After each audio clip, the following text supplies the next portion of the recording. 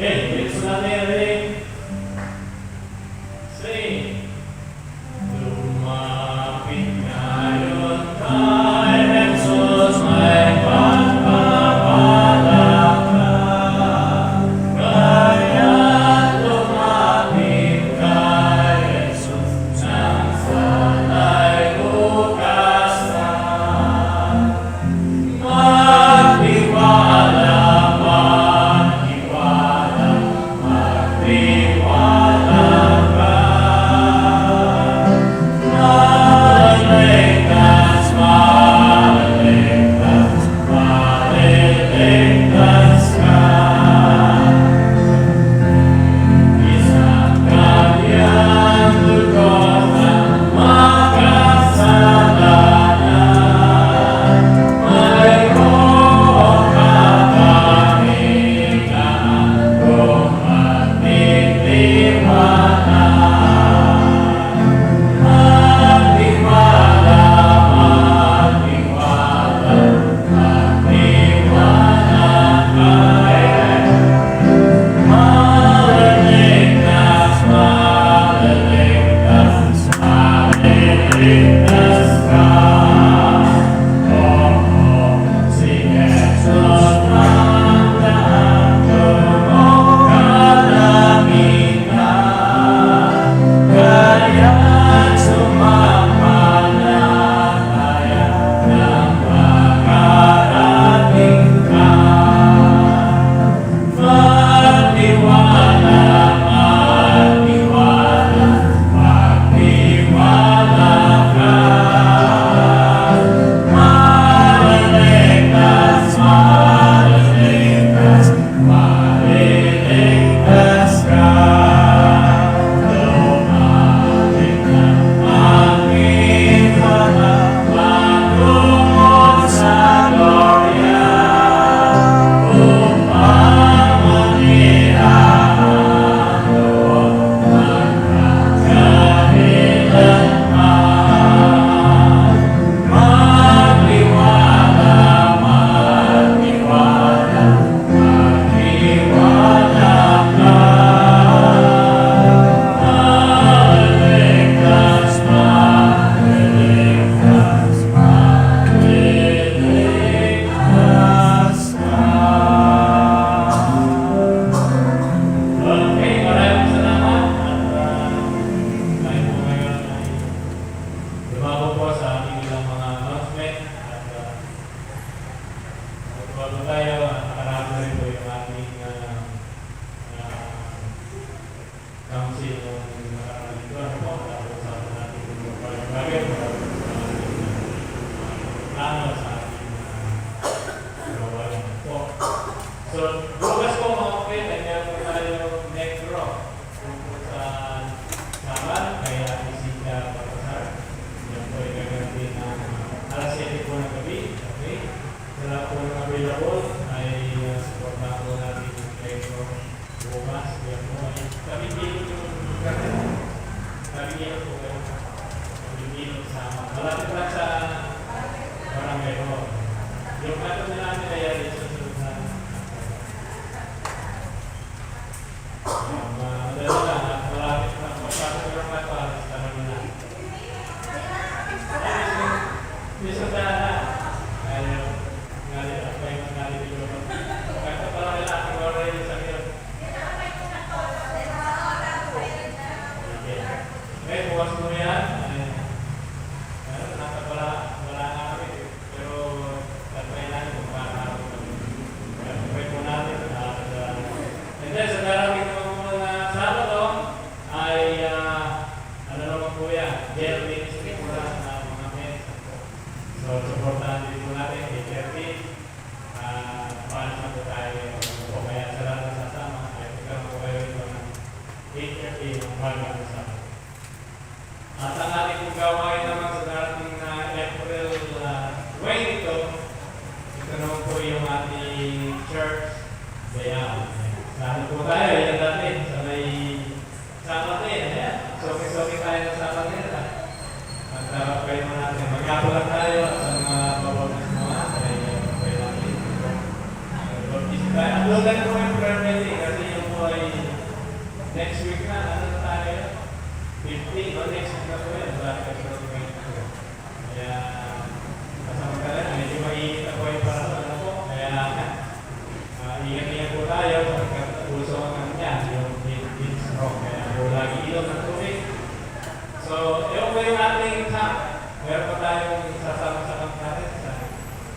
May mga yapoy po na sasama. April lang yun, ano? 27. May last week na April. Pray po natin yung mga kabataan natin na sasama sa darating na summer camp. Yan po ay sa may Pangasinan, Rasol, Pangasinan. At sa dati po, mag-teteng kayo na ulit. Pray po natin yung ating mga kabataan na sasama para po sa ating camp. So, meron po tayo nakalimutan. Yung ating daily education, dahil kung iyan ang mga tulay ko iyan, kasi medyo naghahanap tayo ng mga tapi meron tayong 2 nights sa ating pero iwas muna tayo sa malaking so yun lang po yung ating mga pagbabalita at napanalo tayo para sa ating okay? Yung po yung share niyo ay magkakaroon ng share para sa blessing. Okay, matawag pa tayo.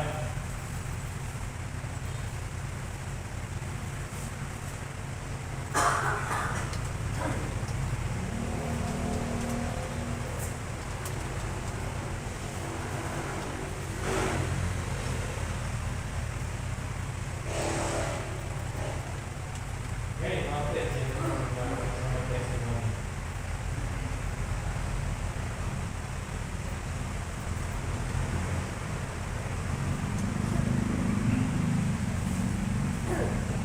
Okay, wala po ba? Kung mapapabilis tayo ngayon, wala pa yung suking natin eh.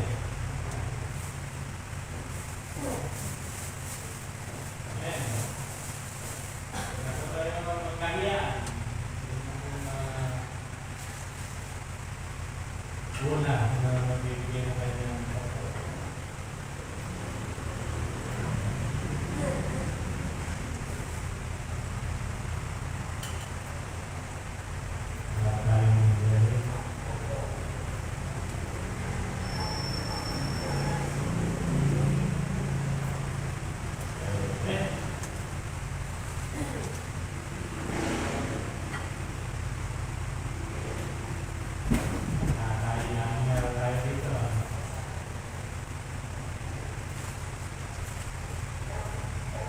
pwede siya lang kasi wala naman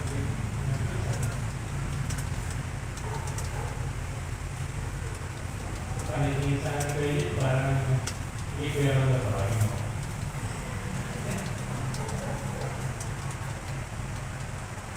okay, wala po ba? Pwede nila po kaya wala po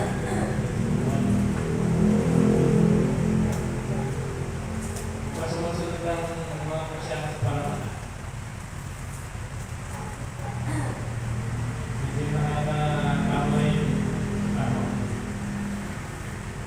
okay, mawala na po. Sige, kung wala po, ay tayo na po tayong lahat. At gawin na po natin ang doxology.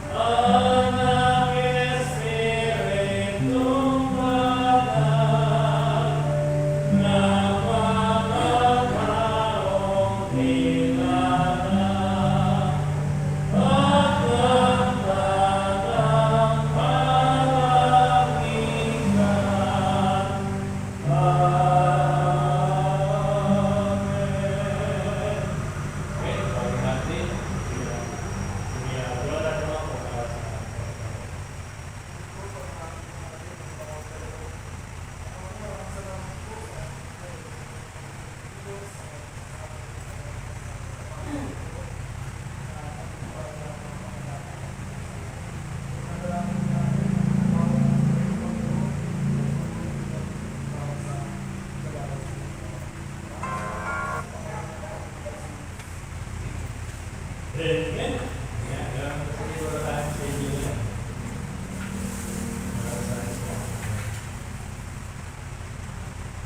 Ayan.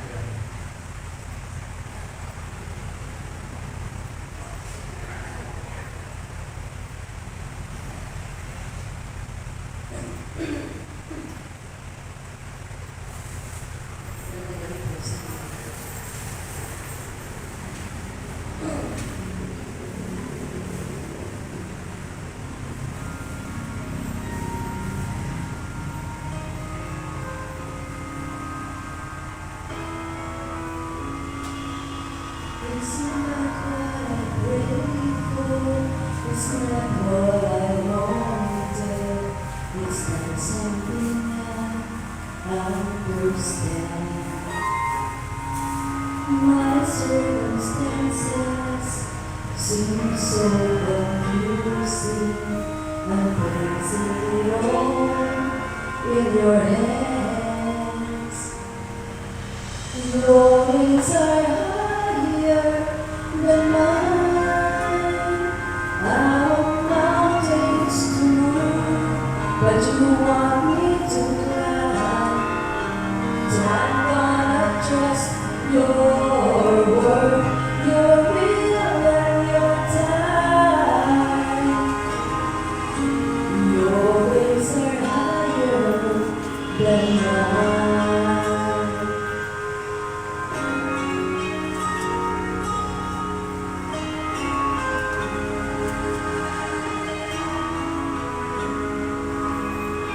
One day I'm sure I will look back and marvel at how you blessed all along. You see from heaven, you know it's the hard times that make my faith steady and strong. Your ways are higher than mine. I'm on mountains to move, but you want me to climb. So I'm gonna trust your word, your will and your time. Your ways are higher than mine. When I start to doubt, help me believe somewhere so far above me.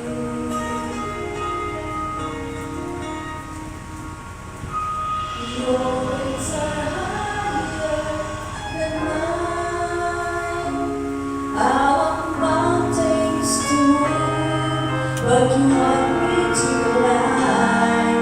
So I'm gonna trust your word, your will and your time. Oh, your ways are so much higher than mine.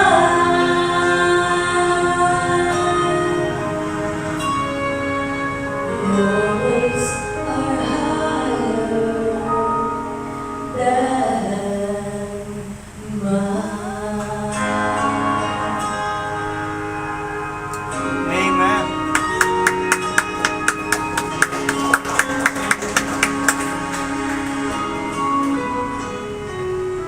Amen. Salamat po sa awit na yan. At your ways are higher than mine. Okay, ngayon pong hapon ay mukha na yung speaker natin. Yan na po natin ang ating mga puso, ang ating mga pakinig, at para nagpapin ang ating spiritual na pagkain ngayong sandali ito. Tawagin na po natin ang ating pong devotion, ang ating pong vision chairman, at Deacon Borisito Nixon.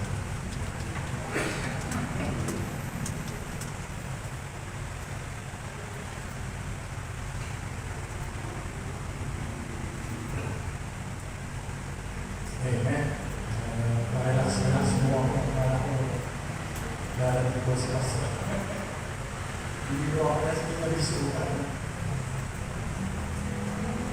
Anyway, meron na po akong inihanda kasi po ako itong schedule po talaga.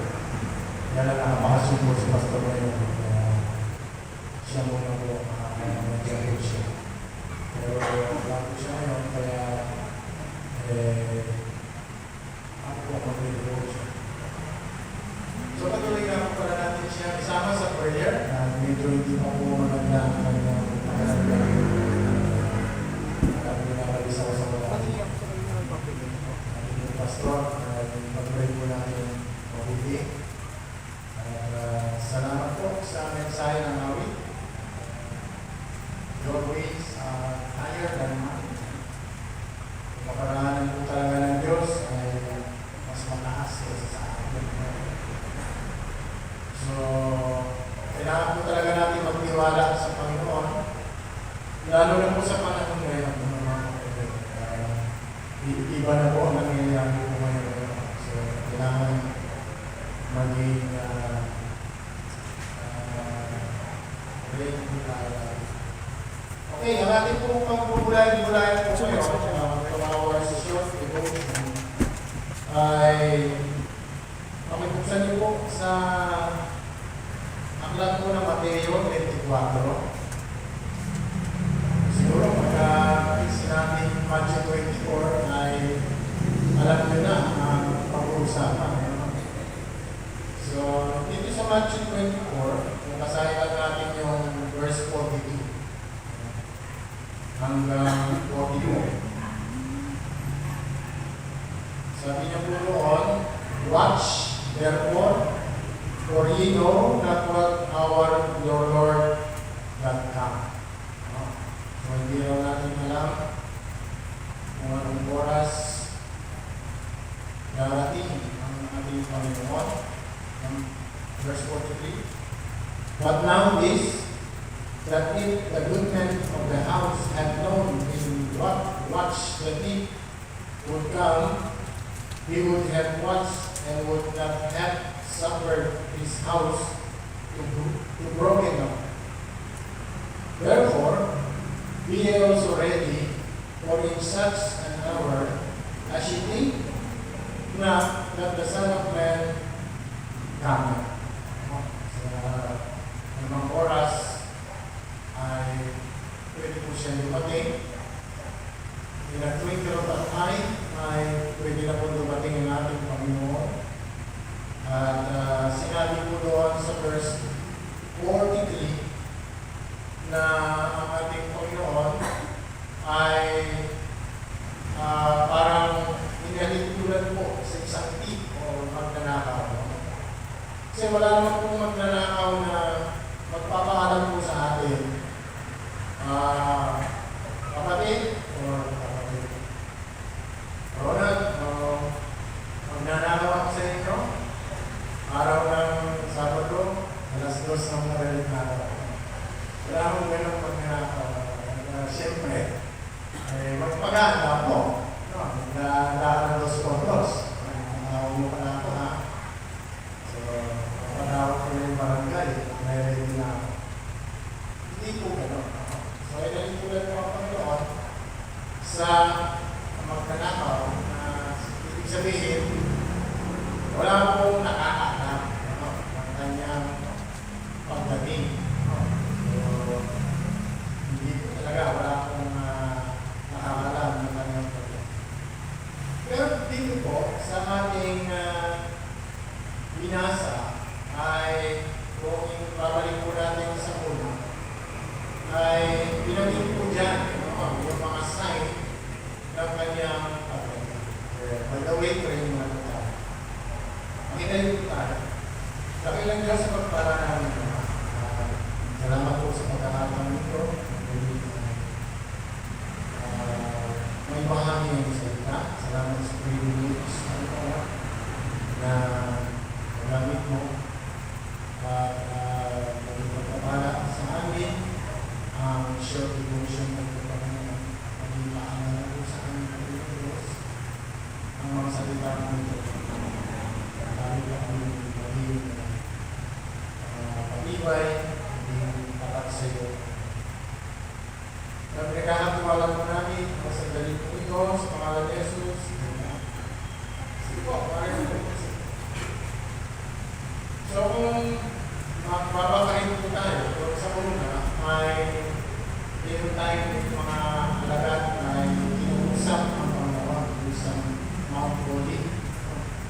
Kung tinatanong nila, kailan, anong mangyayari tungkol sa pagdating ng ating Panginoong Yesu Cristo. By the way, kapag ang ating devotion ay be ready for the return of the Lord Jesus Christ. Sa Tagalog, maging handa sa pagdating ng Panginoong Yesu Cristo. Be ready. Okay. So, kung pag-aaralan po natin ito, parang pumapaloob na po ito sa tribulation period. Kasi binanggit po doon na ang pag-iis ng wakas ay malinis. But, sa ibang pagkakataon ay binanggit po rito na yung mga sign kung kailan mangyayari ang mga bagay na ito. Sabi niya, walang bato na papagsak sa kanyang bato, di ba? Papagsak na talagang mawawasak. At binanggit doon yung mga false teachers, binanggit doon yung mga maraming magsisilabi sa pananampalataya, maraming lalayo sa Diyos. Binanggit doon sa rumors of wars, nations against nation, na sa panahon po natin ngayon ay talagang natural na nangyayari. Diba? So sa panahon po natin ngayon ay napaka-uncertainty na po talaga ng kalagayan po natin. Napakahirap na po talaga ng ating buhay. Kasi nakita niyo naman po na pagka nagigira ay ang bilis po pumapalo ng presyo po ng crude oil na malinis. At nakita niyo naman pag nung nag-ceasefire ay bumababa din. Kaya lang hindi naman gano'ng kalaki ang baba. So ibig sabihin, hindi maganda po yun ang nangyayari. Powers yung nangyayari. Kamakailan lang ay namili po ako ng gasol. Magkano ng gasol na yun? 1 po. Tama. 1 din ang bibili. Alam niyo, stock ko yun. Kasi sa tingin ko, sa nangyayari, tataas at tataas pa. Parang wala nang katapos ang pagtaas ng mga ito. Meron naman ako naka-reserve na isang tanke. Ginamit ko po. Sabi ko, kahit na medyo mahal, bumili na ako. Para may reserve, ano mang mangyari, may gagamitin. So, maraming agam-agam sa isipan ko natin, di ba? Marahil, pagka nabukas kayo ng Facebook, puro paggawa ng kalang kahoy yung pinapakita. Di ba? Parang talagang babalik na tayo sa lumang panahon. So, okay po, nag-aanda na, buti may pakanting lupa kami doon sa ito. Nagkataon, may mga kahoy na ako na itabi. Just in case, di ba?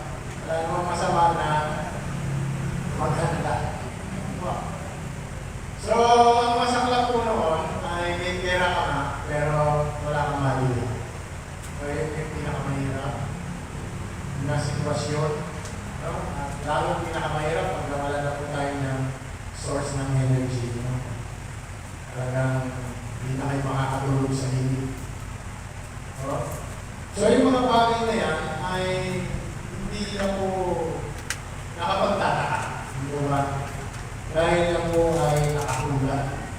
ay sinabi sa mga tanda ng kanyang pagdating. No?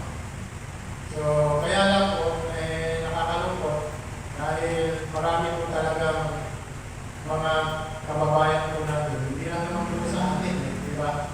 Kahit sa ibang bansa. Yung mga driver, lalo na sila po talaga yung nakutukan ng crisis na ito.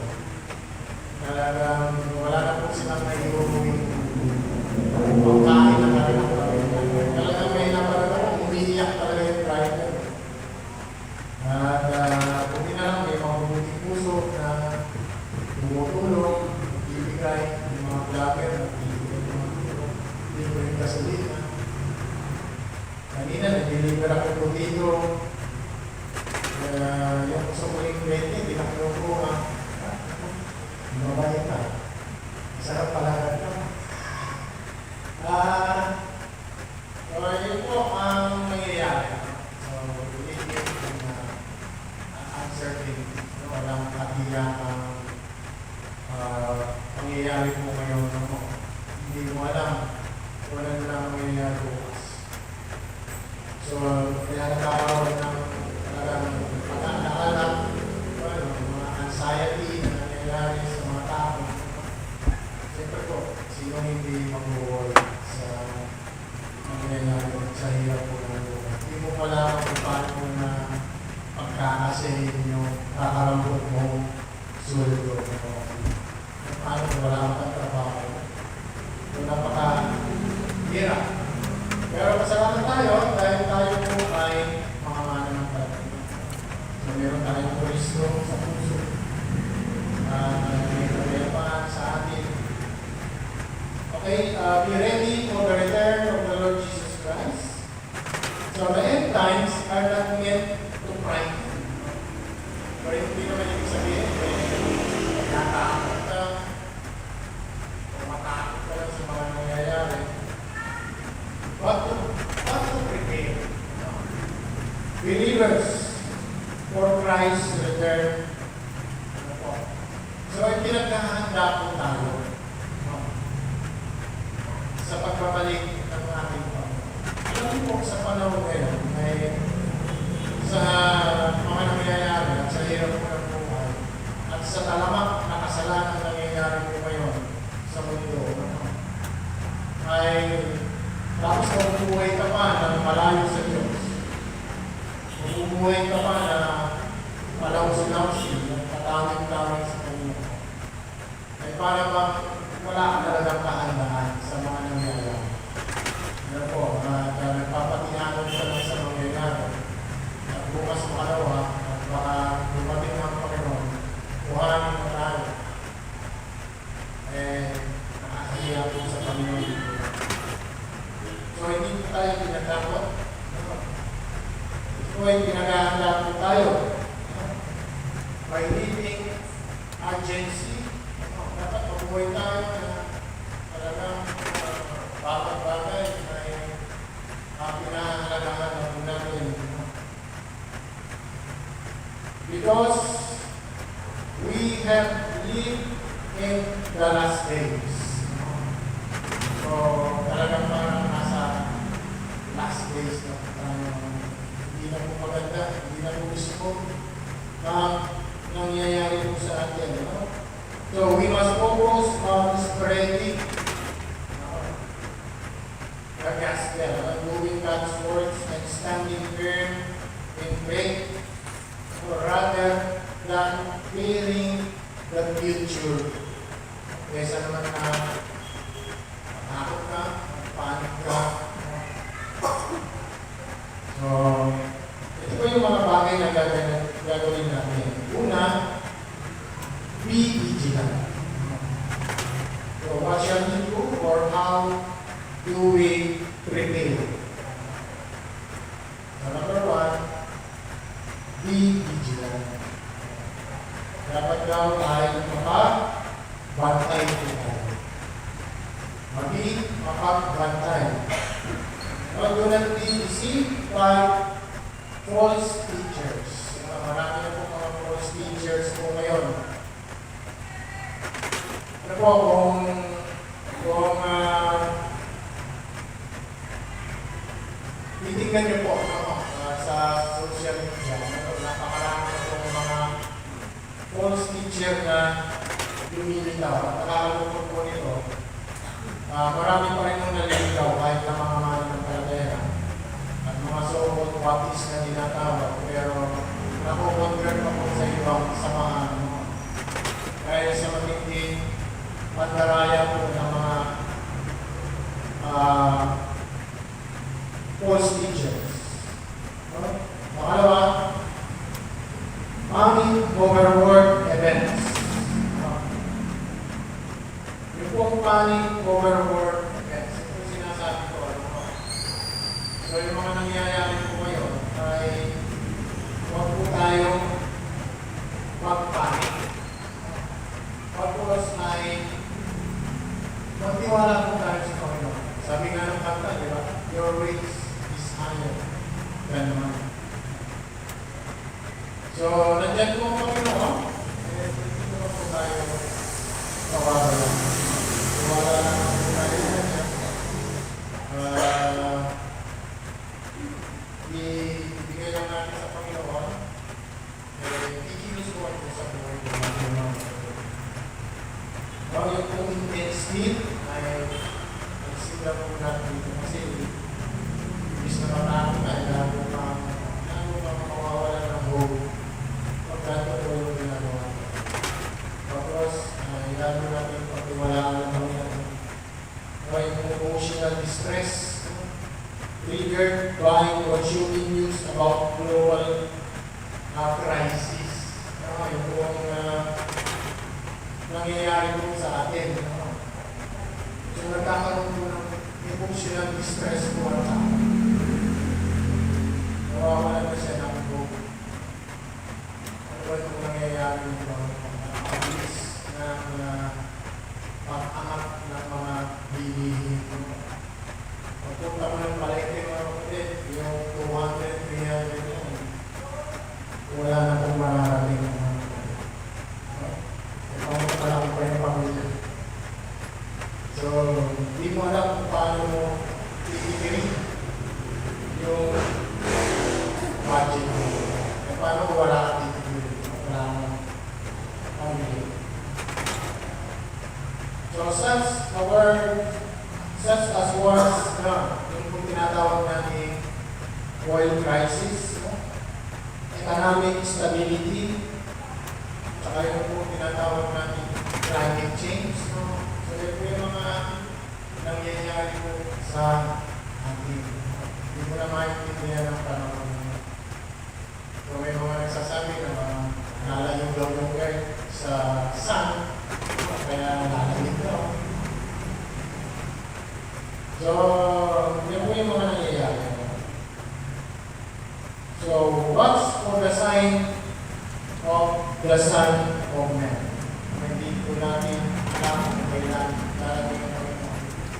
Pero maging watch po tayo sa mga nangyayari po sa atin. Pangalawa, habang inantay natin ang Panginoon, paano tayo maghahanda? Be purposely. Mabuhay po tayo ng may layunin ng buhay mo. So dapat wala na po tayong sinasayang ng mga sandali, inaaksayang panahon sa mga walang kauluhan o walang kwentang bagay. Tapos, i-google po natin yung mga bagay na yun. Para maging panginawa po tayo sa harapan po ng Panginoon. Pero, isipin niyo po, mas marami tayong panahon sa maraming bagay. Hindi po ba? How many times you pray? Nasa bahay ko, ilang beses tayo.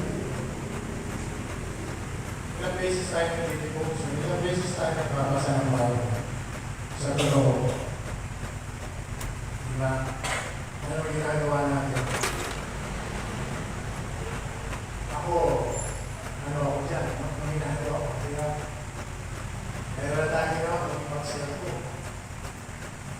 Pag may break time, pahinga, scroll.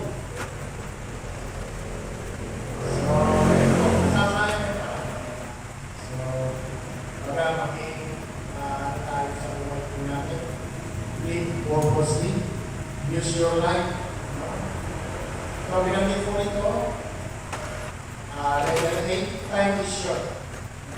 Time is short. Maiksi po ang oras. Hindi namin alam kung kailan tayo o hanggang kailan tayo mabubuo. Baka bukas, tubing na tayo. Diba? Huwag sabihin malakas ka. Huwag mong sabihin nagja-jogging ka, nagbubuo ka. Hindi yun namin masasabi ang bukas. Baka bukas, nanisabi ka na. So, ito yung sinasabi ko, time is short. Kasi po ang buhay. Kaya, gawin na natin purposely yung buhay natin. And eternity is real. Ang walang hanggan ay makakatuhan ng ito. Pangalawa, letter B, use your life to serve and to honor God. Use your life to serve and to honor God. Marami po natin ang buhay natin. Yung iba, nagpapagamit kung kailan magagamit. Pagka wala ako, pagka wala na ako, pinagkakabis niya, pagka retirado na ako, wala ko, hindi ko tamang pananaw. Kasi tayo nagtatrabaho, pwede kang gamitin ng Panginoon. Kahit saan larangan, kahit sa kapitbahay mo, kahit sa katabi mo, kahit sa workmate mo, ay pwede kang gamitin ng Panginoon. Share the gospel. Isang napakahalagang bagay na dapat ginagawa mo natin mga Kristiyan. Ito po yung command ng Panginoon. Share the gospel. Kung gusto niyo pong dumating na ang Panginoon, kalatan po natin ang buong sarili. Kasi yan po yung mga last sign ng kanyang pagbabalik. So yung destruction ng Israel ay nakita niyo naman kung paano pinupulbos ang Israel ngayon. At paano dinigyan. So pilit po talaga nilang dinidikit, dinuduro po ang bayan po ng Diyos. So grabe ang nangyayari po. So yung China ay nakikiyan pa, di ba? Papadala pa ng mga armas. Nakikiyan pa. So pag nagkakitan po yan, mga kapatid, katabi lang tayo ng China ng Taiwan. Number 3, stand firm. How to prepare? Pagdating ng Panginoon, stand firm. Manatili po tayo. Manatili po tayo matatag. Manatili tayo magtiwala sa Panginoon. Umasa sa Panginoon. Naalala niyo si Moises, di ba? Yung nasa Red Sea na sila, lumagawin mo yung mga kabayo yung kayo. Diyos ko po. Ay tayo lahat dito. Pero may isang sulsul kasi doon na taga-Egypt. Pero sabi ni Moses, stand firm.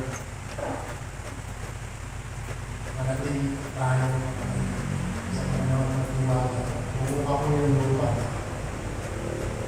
At nangamatay ko talaga yung so, maintain faith. I-maintain po natin yung pananampalataya. Isang bagay na napakahalaga po sa isang pananampalataya. Maintain your faith. Huwag mong maalisin yan sa buhay mo. Dumadanas ka ng pagsubok sa buhay. Maramdaman, naman yan. Maintain your faith. Iwanan po tayo sa Diyos. Bigay natin sa Kanya, tayong pabayaan po ng Diyos mga kapatid. Pabayaan po natin sa Kanya lahat. Maintain unity, mga kapatid. Napakahalaga. Maintain po natin yung kalinisan ng bagay. Yung mga bagay na nagpaparumi sa atin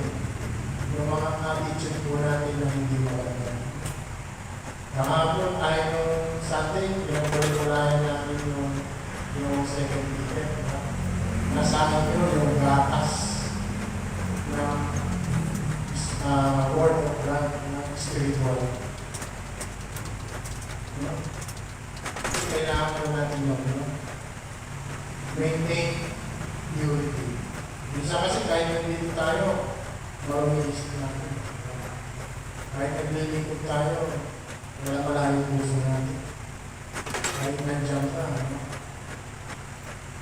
malayo puso. So ito po yung sinasabi ng Panginoon. Maintain unity. Pag-ibig sa and maintain holiness. Maintain holiness.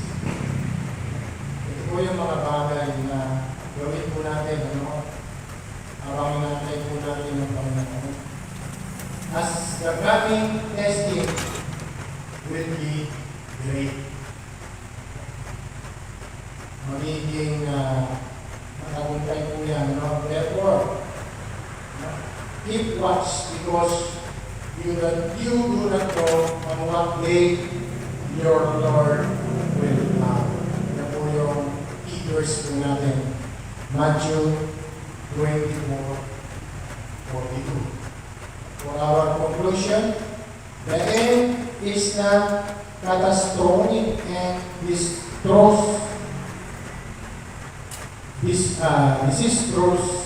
no destruction, violent or total collapse a situation, but a new beginning where God makes all things new. Bago mangyari yung mga bagay mo yun, nandun na tayo sa iyo. Pupuli na tayo ng Diyos. Bago mangyari yung destruction, bago mangyari ang 7 years tribulation sa iyo. So, nangalapit na po yan mga kapatid. Now, let us live as Christian who are prepared to his program. Prepared po tayo. Tumayo po tayo lahat. Tawagin natin si Pastor Lino. Mag-pray po sa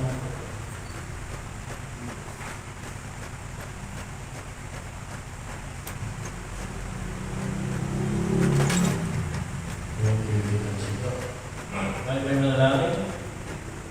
Salamat po sa pagkikinig po. Salamat po sa mensahe na rin sa kabila ng mga pagsubok, mga pangyayari ngayon sa libutan na hindi namin kaya magawa ng Panginoon ay mananatili lamang po kami sa iyo, Panginoon.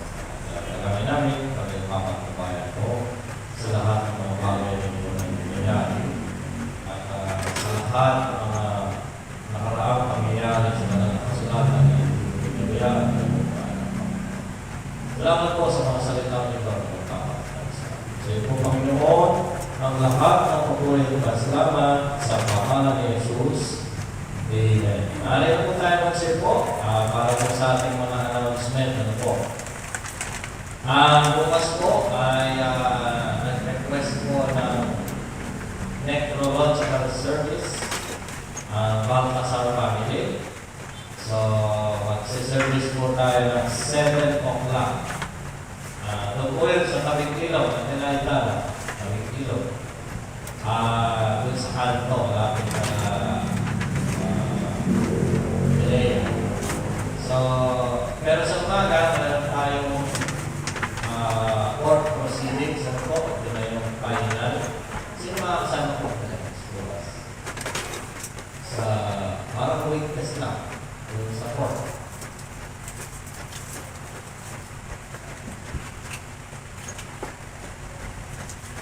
Alas 9. Opo, para may witness din ang pangyayari. Para ma-witnessan nyo kung walang proceeding mo process. Okay po. So, yan po, alas 9. Doon kami sa Municipal Trial Court. Ano po? Ito na po yung magsasara ng kaso. Nagkaroon na po ng agreement.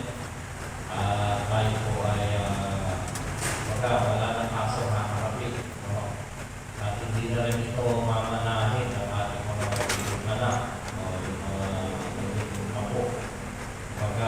problema ngayon ay walang katapusan. No? So, yan po. Sa mga susunod, medyo magiging busy tayo, no? Sa ating mga gagawin, no? Sa magsasayos ng ating mga gawain. Tapos po, sa gabi na yun ay alas 7. Tapos sa Sabado, idadaan po dito si Remember yun, si Ate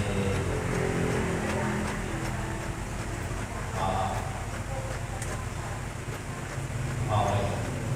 So, idadaan po sa dito 2 o'clock. So, before 2 o'clock, alas 2, papasok dito yung dadaan bago pumunta sa Memorial. Para yung kay Mami Balsani, parang gano'n. Dadaan lang siya. So, yan po. Yan po yung mga final kumita, ano? Yung sa Sabado po yun. So, sa lahat po na makikipagpili, tayo rin po ng alas 2 po. Sa pagdadala sa Holy Land Lugan. So, yun po yung ating mga gawain. By the way, kung may mga yung people na nagkagsama naman sa ating summer camp, ito po ay sa May 27 April 27 na hanggang May 1, isang 5 araw. Magkalista na po kay MJ. Ano po? Registration natin is 1K. Napakatipid na po doon. Ano? Kasi mga araw pa. Tapos yung pupunta ko, beach resort po iyon. Mga kapatid, resort po iyon. May kaibigan ng tala ni Pastor Jomar. Ano? Meron kong mag-i-stay ka doon. Ang ko lang yung 3,000 ko. Ano? So, ano po yun? Beach. No? At yung mga kababaihan, meron silang mga rooms. Mga lalaki na naman ay mag-tent po sila. Pero yun po ang lugar, venue. Sa Tasol, Pangasinan, isa po siya resort. Nalimutan ko yung pangalan, Shepherd's Resort po yan. Nakukuha lang yung Pastor Jomar dahil kaibigan yung may-ari. Yung 1K halos pagkain lang nila yun, tsaka transport. So, yun po yung ating mga activities. Sa May 1, Martes yata ito, dito po pupunta ang kasama IBMN directors. Dito sila mag-meeting. Tuesday po yun. Pero sabi ko, gagamitin ko naman yung kasama budget. Kuhayan naman po sila.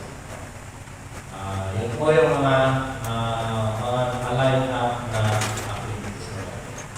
So, tawagin po natin ang ating tanong si GPD.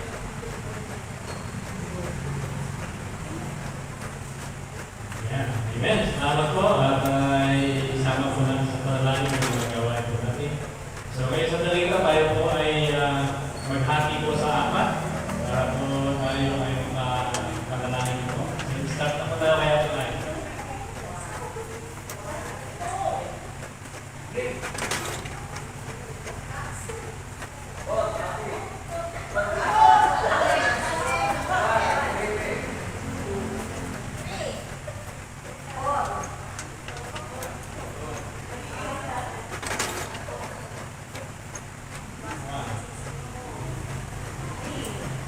Okay, sige po. Sama-sama lahat ng 4. Lahat ng 3. Lahat ng 2. Lahat ng 1. Sige po. At tayo po ay dahil na po sa ating prayer time.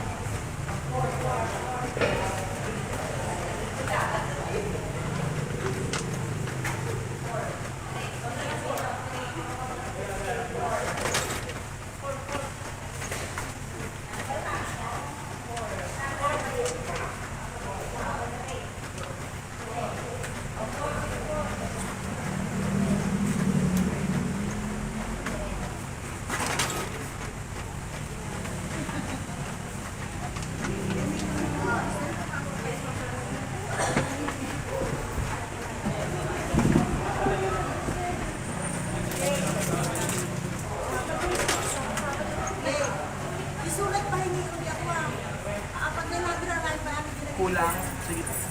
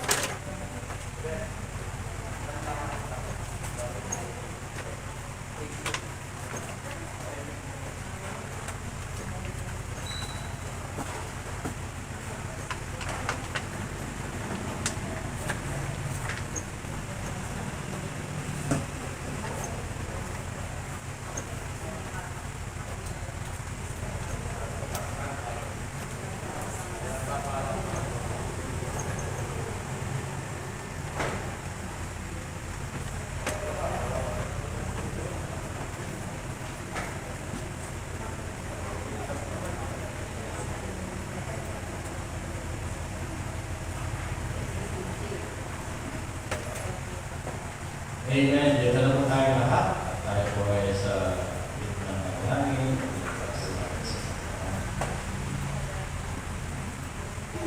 Hahak po tayo ng kamay. Gawin po natin ang alam kong may magagawa ang Diyos. Alam kong may magagawa ang Diyos. Alam kong may magagawa ang Diyos. Upang ako'y magpalapad sa Kanya'y maglilingkod. Alam kong may magagawa ang Diyos. Walang Diyos, sa tigilan ko namin naman, maraming po salamat sa inyo ito, sa tigilan mo, sa pagkasa sa amin. Salamat po sa pakikinig sa aming mga hinaling, sa aming mga dalangin, sa aming mga kaibigan. Alam po namin na sa kaya sa kalooban mo ay tutugunan mo po ang bawat kaibigan ko. At sa aming po pag-uwi, ingatan niyo po kami sa paglalakbay. Marating po kami ng malulhati sa kanya-kanya po namin lahat. Samahan po ninyo kami, Panginoon, at pinagkakatiwala namin sa iyo ang lahat ng lahat. At mula doon sa mga pag-iingat sa atin, mula sa pagkakisod, ingatan tayo ng Diyos, paliwanagin ang kanyang mukha sa atin, sa pangalan ng Ama, ng Anak at ng Banal na Espiritu, lahat ng nagsabi na Amen. Magandang gabi po sa inyo lahat. Ingat po tayo sa